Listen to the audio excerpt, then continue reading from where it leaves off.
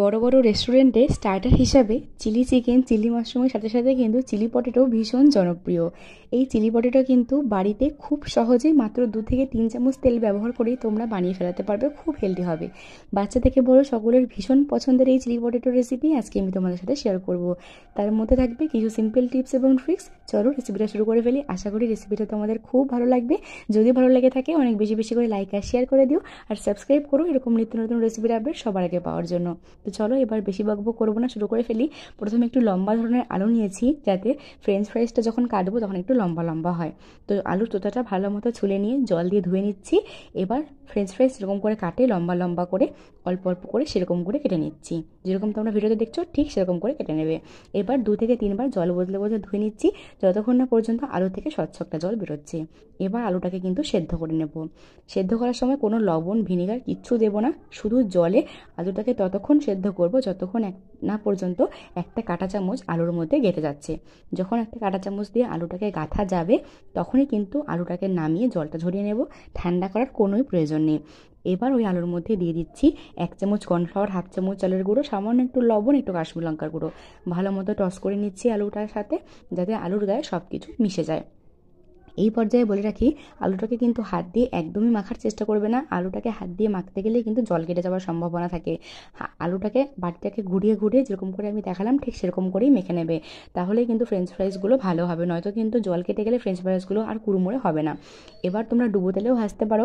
আমি যেহেতু বলেছি প্রথমে হেলদি উপায় আমি বানাবো, তার জন্য ননস্টিকের ফ্রাইং প্যানে সামান্য একটু তেল দিয়েছি। এবার আলুগুলোকে ছেড়ে দিয়ে একদম স্লো আছে 3 থেকে 4 মিনিট উল্টে পাল্টে লাল লাল করে ভেজে নেব। এক্ষেত্রে বলে রাখি, তোমরা কিন্তু চাইলে এই আলুর ফ্রেঞ্চ ফ্রাইসটা বাচ্চাদের টিফিনও দিতে পারো।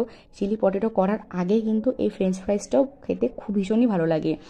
একদম সামান্য উপকরণে তৈরি হয়ে যায়, আর 10 থেকে 15 মিনিটের মধ্যেই তৈরি হয়ে যায়। তো যে কেউ চাইলে এটা করতে পারো। আর বাচ্চা থেকে বড় সকলে যেহেতু ভীষণ পছন্দের, সবাই কিন্তু এই ফ্রেঞ্চ ফ্রাইসটা খুব এনজয় করবে। বাইরের ওই তেলে চপচপে ফ্রেঞ্চ ফ্রাইস খাওয়ার কিন্তু কোনোই দরকার নেই। যদি তোমরা ওই রেসিপিটাও দেখতে চাও তাহলে ওই রেসিপিটাও আমার চ্যানেলে দেওয়া আছে, চেক আউট করতে পারো।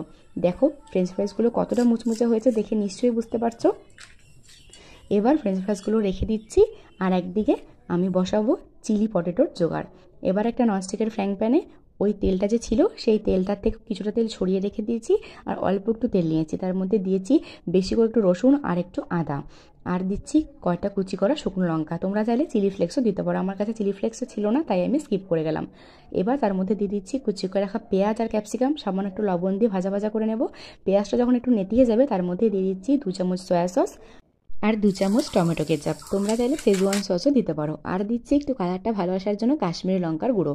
সব কিছু দিয়ে একটু ভাজা ভাজা করে নিচ্ছি 1 থেকে 2 মিনিটের মতো। তারপরে ফ্রেঞ্চ ফ্রাইসগুলো দিয়ে নাড়াচাড়া করব। এই পর্যায়ে কিন্তু গ্যাসের ফ্লেমটা একদম হাই থাকবে। হাই ফ্লেমেই কিন্তু সব কিছু নাড়িয়ে নিতে হবে। মনে রাখতে হবে, যদি ফ্লেমটাকে তোমরা এই পর্যায়ে স্লো করে দাও তাহলে কিন্তু আলুগুলো নেতিয়ে পড়বে, সেই কুড়মুড়ে ভাবটা কিন্তু থাকবে না। এবার নামানোর আগে আমি দিচ্ছি সাদা তিল একটু ছড়িয়ে। তোমরা চাইলে এটা স্কিপও করে যেতে পারো, তবে সাদা তিলটা দিলে একটু খেতে ভালো লাগে। আর বড় বড় দোকানগুলোতে কিন্তু সাদা তিল দিয়ে চিলি পটেটো সার্ভ করে, তাই আমিও তাই করলাম। নামানোর আগে তোমরা যদি চাও একটু হানি উপর দিয়ে ছড়িয়ে দিতে পারো। কেমন লাগলো রেসিপিটা জানিও কমেন্ট করে। বাই।